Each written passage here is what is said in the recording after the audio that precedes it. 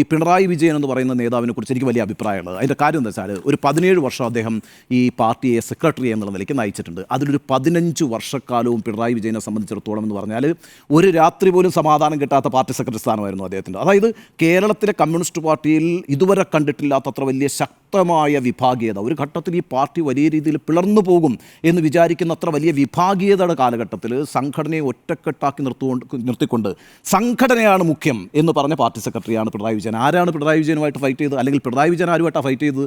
VS Achuthanandan എന്ന് പറഞ്ഞ നേതാവായിട്ടാണ് fight ചെയ്തത്. VS എന്താ ചെയ്തത്? VS പാർട്ടിക്കകത്ത് ഉൾപാർട്ടി സമരം നടത്തുക മാത്രമല്ല ചെയ്തത്, പാർട്ടിക്ക് പുറത്ത് തൻ്റേതായ ഒരു ഇമേജ് ഉണ്ടാക്കാൻ വേണ്ടിയിട്ടുള്ള വലിയ ശ്രമങ്ങൾ നടത്തി. ഈ പറയുന്ന VS അച്യുതാനന്ദൻ ഏറ്റെടുത്ത സമരങ്ങളെയൊന്നും ഞാൻ കുറച്ച് കാണുന്നില്ല. ഇപ്പം മധുകെട്ടാൻ മല സമരമാണെങ്കിലും, മൂന്നാറിലെ കയ്യേറ്റമാണെങ്കിലും, ബാലകൃഷ്ണപിള്ളയ്ക്കെതിരായിട്ടുള്ള അഴിമതി ആരോപണമാണെങ്കിലും, ഐസ്ക്രീം പാർലർ കേസാണെങ്കിലും, അങ്ങനെ സ്ത്രീകളുമായി ബന്ധപ്പെട്ട്, അഴിമതിയുമായി ബന്ധപ്പെട്ട്, കയ്യേറ്റങ്ങളുമായി ബന്ധപ്പെട്ട് ഒക്കെയുള്ള പരിസ്ഥിതി വിഷയങ്ങൾ